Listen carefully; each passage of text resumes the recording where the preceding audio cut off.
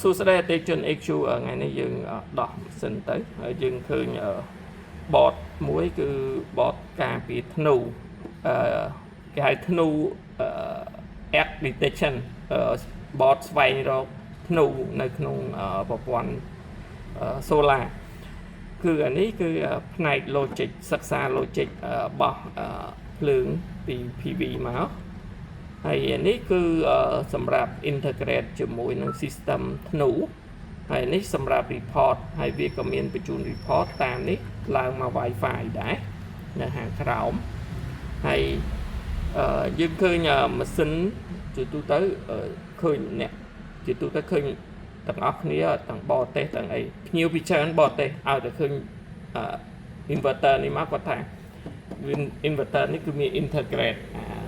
ធ្នូនឹងហើយឯងធៀបពិតភាគច្រើនបើសិនជាយើងទិញម៉ាស៊ីនប្រភេទនេះមកតើយើងប្រាប់រោងចក្រថាឲ្យដាក់បានគេដាក់បើអត់ទេគេអត់ដាក់ទេហើយអញ្ចឹងវាមិនមែន default មកវាមានតិន្នន័យនឹងមកទេអញ្ចឹងជាទូទៅពេលយើងតម្លើង app ទៅយើងឃើញ feature វាហើយថាយើងអាច disable enable បានវាតាមរយៈ photo មួយនេះប៉ុន្តែពេលបញ្ជាមក disable enable សួរថាអានេះដើរ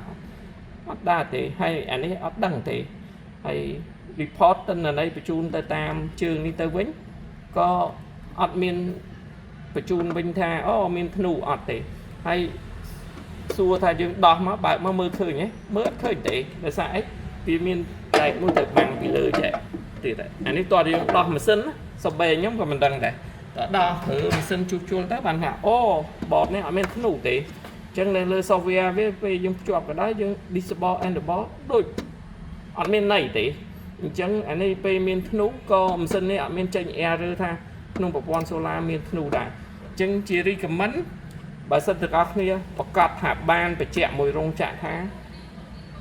ទិញមកមាន feature ព្រោះ feature ធ្នូនេះជា feature optional ឯងអត់មាននេះអត់មាន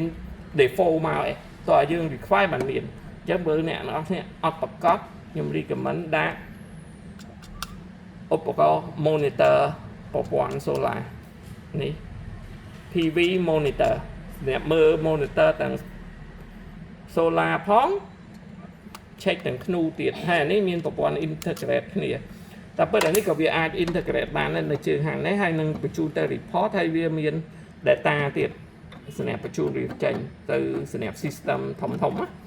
អូខេមានខ្លីជូនទាំងអស់គ្នាអញ្ចឹងកុំមើលតែកាត់ត្រឡប់ពេកមក check ជាក់ស្ដែងផងបើសិនជាយើងគ្រាន់តែទិញតទេមិនមែនទិញពីរោងចក្រអូខេមានប៉ុណ្ណឹងជូនទាំងអស់គ្នា